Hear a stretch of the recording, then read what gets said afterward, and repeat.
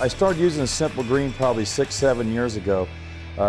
Simple Green has no silicones. It's an organic base, and it's safe for no matter what we're doing. It's safe for your hands, safe for the paint, it's safe for everything. You're not going to have any kind of oil in it.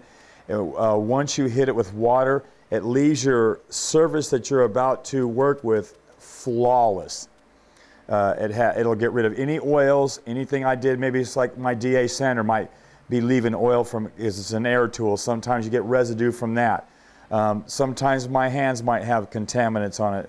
No matter what you do, what you want to do just before you primer, you can see that I have my fender on the stand right there, and that's where I'm going to be doing my primering.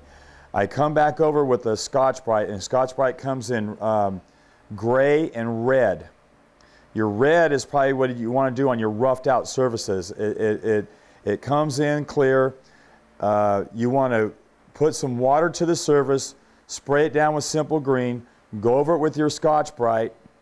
Okay, then when you rinse your Simple Green right now, your surface will be completely clean.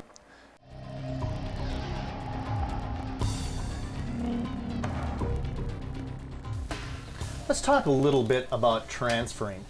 Give me some ways that they can take a picture that they see in a magazine, blow it up or do whatever they have to, and get it onto their vehicle. Take it to a copy machine and get the size that you need first. You get it back home, and I don't know what color your tank happens to be, whether it's white or black or whatever, but what we're doing here was add some black to the back of it. And the black is a Stabilo pencil, and these are the larger ones. There are two different sizes, one for drawing and one is for sign work, or you can use it for transfers. It's a simpler method of transferring, and all it is a matter of rubbing it on the piece. Just get enough chalk on it. What makes a Stabilo pencil different than other pencils? Well, it's totally compatible with any type of paint.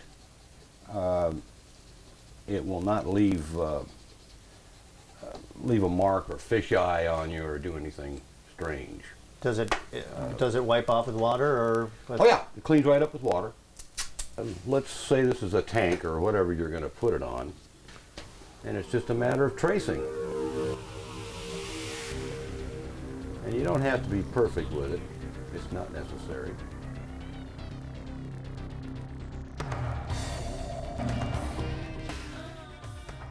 And you should be using Stabilo on a cleared surface anyway. I know it's going to be pretty hard for the camera to pick that up. Let's say we're going to flame this. Okay. Once again, we're assuming that we're working with a cleared, greased, cleared surface. Right. Of trying to figure out where the best amount of flames are going to go, or what kind of a circle you need around this guy.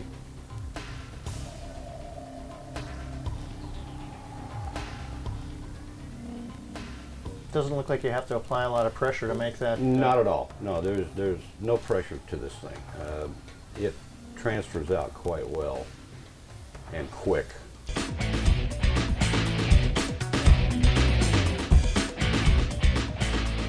All right, I'm not going to really cover too much about prepping the sign blank, but we wash it down with Simple Green and a Scotch-Brite pad to add a scratch coat.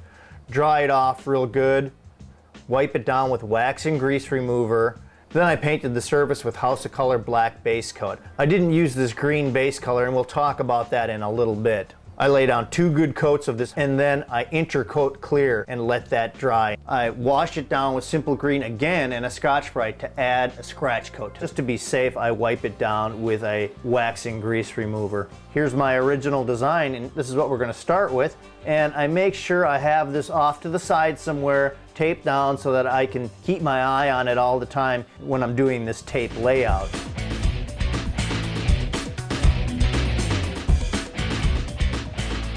Now with my original taped nearby, and I'm just keeping my eye on my original and doing just like we talked about earlier, using my 1/8 of an inch tape to lay out my design.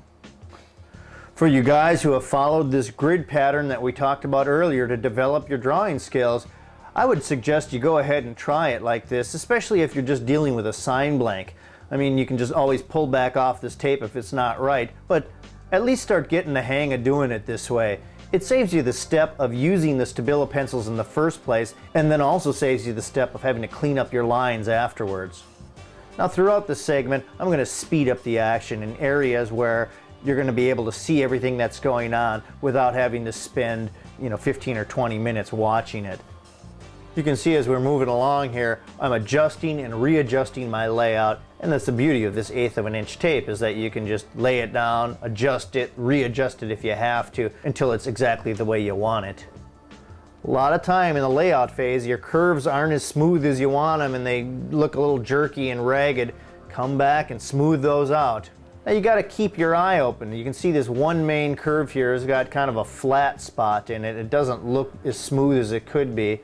What do? I just lift up the tape, come back through and smooth it out. Well, in the end, we got something that's fairly close to the design. It's not perfect, but for a sign blank, and considering I put maybe 3 or 4 minutes work into this, not too bad. You're also going to end up with what I call stress points. And this will happen when you're really trying to put a tight curve and adding some pressure to this tape. It'll start wanting to bust apart on you. And so you got to keep your eye open for this. Sometimes they go unnoticed, and it can really make for an uneven edge later on when you're laying down your paint. You unmask everything and you notice there's this little ragged, uneven edge. And a lot of times it's because of this stressing of the tape. Sometimes it's easy to get mixed up. Once I have my tape out designed like I want it, we're ready to lay down our masking material over the entire surface and cut it out.